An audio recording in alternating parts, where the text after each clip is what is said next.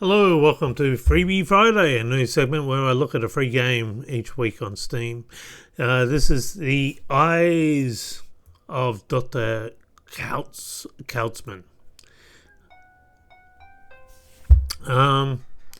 So let's look at the credits. This is by Fintan Devaney, a UK developer. We'll look at him afterwards. The producer, music, Callum Devaney, and Susan Devaney is the cast, which I assume that's just the notes to be read in the game. Let's get straight into it anyway. This is a point and click. It's inspired by German expressionist cinema. There's only one puzzle to the game, but most people say, well, I don't understand the puzzle. And the solution to the puzzle is actually right here. Everything is in there where actually we can't be stuck in because we're looking at another building. I guess that's the church. I don't know. So here, Unity Modernity is what the Mad Doctor. We can't get out of this prison. That's the Mad Doctor. You'll notice that there's no trees anymore inside the orchard. And I guess that's the lighthouse in front of us. Or we're in the lighthouse. We're trapped in the lighthouse and the church. Okay, so evidently Doctor left his glasses. Home invited. I fear that the horrors that transpire tonight cannot be underdone by any means of this world or the next. The blame can be laid solely upon the shoulders of that deceitful doctor, about whose true moral fibre there can no longer be the merest shadow of any doubt. It wounds the very pits of my heart to see our benign and enduring way of life cast aside with such irreverence, as though our beliefs and traditions were but as leaves to be swept away in the autumn, to have the permanence of a leaf. And there's your clue to the puzzle. What occurred tonight is perhaps more akin to a fly being struck from the air, its killer ambivalent, and it's passing without meaning and memorial. We never get to find out what that is or what that event happened. For as long as the records have stood to attest, and perhaps for generations before, even that, Acorn Manor has served as the seat of the Voigt family and as the watchful protector of Oakenwell. So Oakenwell is the field and Acorn Manor is the building, the lighthouse, I guess. A veritable lighthouse on the rocks through the town's storied history, built by our ancestors upon the hills that overlooks the sacred trees beneath this house, has long been connected to the town and its people. Today a district air of melancholy hangs in these halls, and it is by our faith in particular, whose past is most entwined with that of. So I believe each founder planted a tree in the orchard, and I guess they were worshipped. The manor in ways our histories have forgotten. Alas, with the doctor's residency, these once familiar halls have become as strange to me now, as though they were the retreat of wolves and bats. It is with icy remorse that I write this confession. My decision to place my trust in the doctor was in equal measure naive and injurious, and it may have set my people down a doomed path from which it is impossible to divert. To remember the doctor on the day of his first arrival to Oakenwell, a day on which the town was in the most fierce grip of famine, is to remember a man who seems now entirely incongruous with the man I saw tonight. Had I known on that day that the doctor held in his terrible heart the will to carry out such terrible and foul deeds, I dare say I would rather have faced the devastation of the famine alone than trusted him with our salvation. Perhaps it is less heavy a burden upon the soul to see friends and companions starve in their own homes than it is to see their faculties and virtues laid bare and replaced by evils and wants. And replaced they have been, for how can these people that I have loved so dearly through all their good health and all their sickness, all the summits of their happiest days, and all the pits of their most sorrowful. How can they stand idle and silent, while the symbol of their hopes and faiths burns before them? For the doctor has burned our sacred oak trees, those self-same trees that we have lived and died by, prayed to for forgiveness and for aid, and reduced now to charred bones. Our spirits are forever cursed to wander these lands, aimless as the wind and empty as the hollow manor. Had I not questioned the doctor's methods, would our faith perhaps have been spared?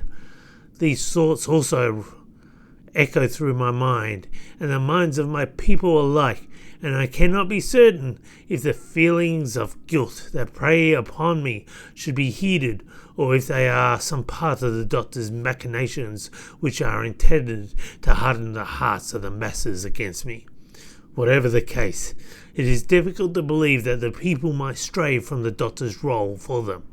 After the terrors we have witnessed tonight, after all, they are in a more fit state of health than they were before the doctor's arrival, though I sense that the true cost of this has yet to reveal itself. For now it has become clear that they hold more faith in him than they do in me, this house of their own gods, which are now to them like diseased livestock.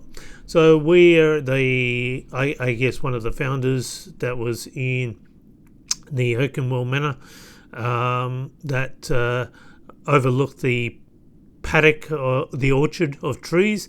The doctor evidently burnt it down the night before that note was written, and for, I guess, promise. My dearest Ernest, forgive me in the delay in writing, but there has been such a remarkable change in this town in so short a time that I have hardly had chance to collect my thoughts. This morning the doctor gathered his new working force and set about employing them throughout Oakenwell to ease the suffering of the famine. It seemed to me almost miraculous that so profound a transformation could overcome our people, and our fortunes could divert from the most dire of paths to one of such hope in but a single day. This is surely the work of a man most learned in subtleties of the human mind to have roused us with so mere words. It was strange that after our fates had so long been in doubt, there was such a sense of purpose and clarity surrounding the works of that morning, as a host of 200 volunteers made a sweep of the town, gathering all consumables from every house and every store. A handful of villagers were understandably reluctant, in some cases violently so, to part with the goods that they had protected for so long, and this did not go unremarked upon by some volunteers who... these notes are really hard to read. So evidently there was a gathering and I guess dispensing amongst the town. Took it as a basis on which to question the doctor's methods, but I reassured villagers and volunteers alike that the doctor intended to fairly and evenly distribute the supplies of the entire town in such a manner that would benefit and receive only that which was required. Once convinced of this, by means of reason or otherwise, all the villagers parted with their food, and we established a base of sorts in front of the town hall from which it could be redistributed. The hall's clock face declared that it was mid-morning by the time these preparations had been completed. It was astonishing how easily our uniforms and official mandate allowed us to assume control of a situation heretofore considered aimless and lost. I reassured my brothers and sisters of Oakenwell with renewed vigour as they waited in turn to receive the rations that had been promised to them, whilst my fellow volunteers and I found great comfort in providing service to our community. There was nevertheless an uncanny sense of doubt that occasionally clouded my mind when it was the turn of the hungriest and most pitiable of the villagers. Oh, Anna, I pray you shall never have to send a starving child with inadequate rations. It is a detestable feeling. I would have given each of them a piece of my very soul along with their bread if it would have abated their hunger for just a while longer. I must continue to recall the wisdoms the doctor gave us on that first day, along with his handbills, his promises of technology from the cities that will enrich our harvest tenfold, of trades that will bring food to our very doorsteps from strange lands on which we have no conception, of an end to the material struggle that has haunted us as a grotesque shadow. We must believe in unity, modernity, and unity through the doctor. My heart trembles of the prospect of you and little Klaus suffering, while I, in my folly, heed the false wisdoms of a man whose words belie motives unwholesome and foul. But while our people starve in the streets and no possible alternative presents itself, we must keep faith in the doctor. Remember that it is my love for you and Klaus that drives me to act, and no other voice than yours shall hold influence upon my actions, save for that of the doctor's alone. Yours ever, Walter Schultz. So the doctor came into town, had some handbills with modern technology on them. People got swept up. He burnt their gods of the trees that were planted by the founders. There's 5 of them. And all the orchard.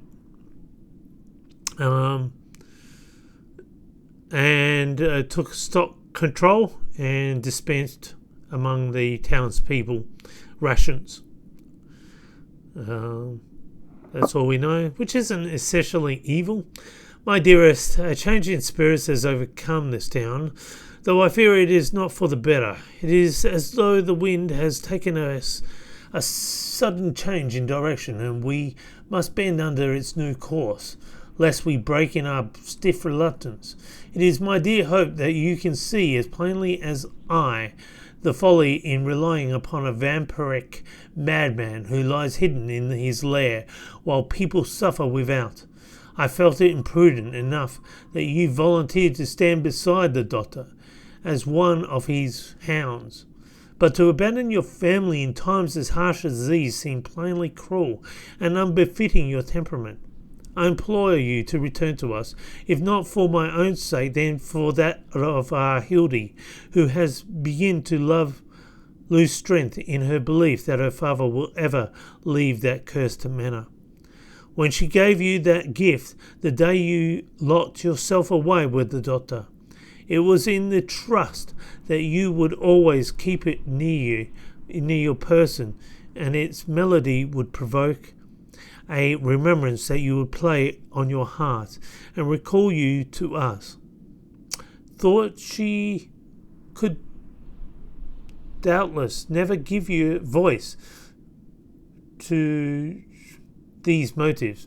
She wears them upon herself outwardly, whether in her knowing or otherwise. Your past actions, be they by your own or that doctor's will, are of no matter to me now. I lay the suffering at our people at his doorstep only, and in the depths of my heart I know that you are kept in that manner by his unholy will, and not your own. By all that you hold sacred and righteous, renounce your place at his side and join us in our flight.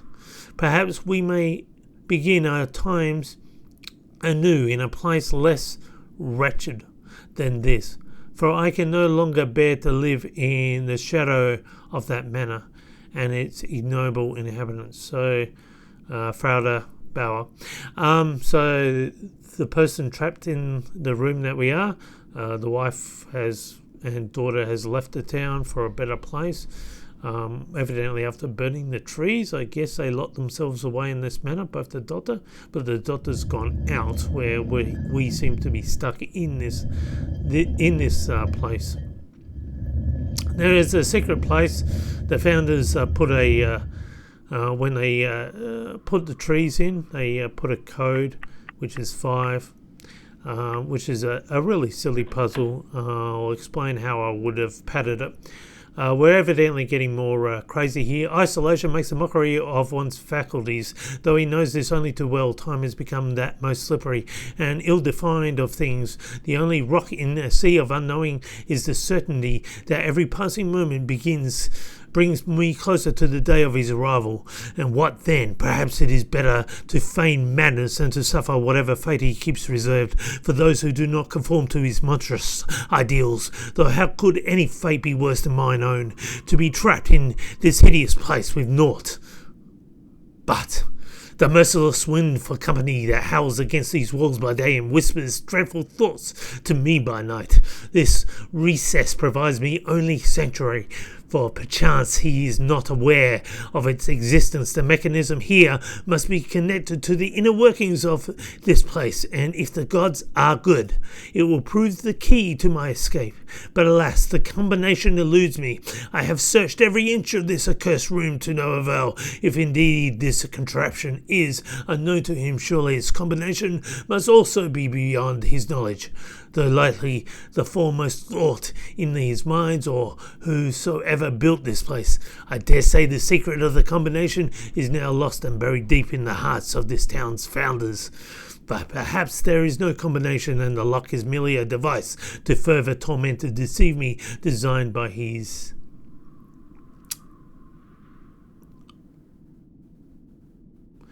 own hand as my punishment for defying him.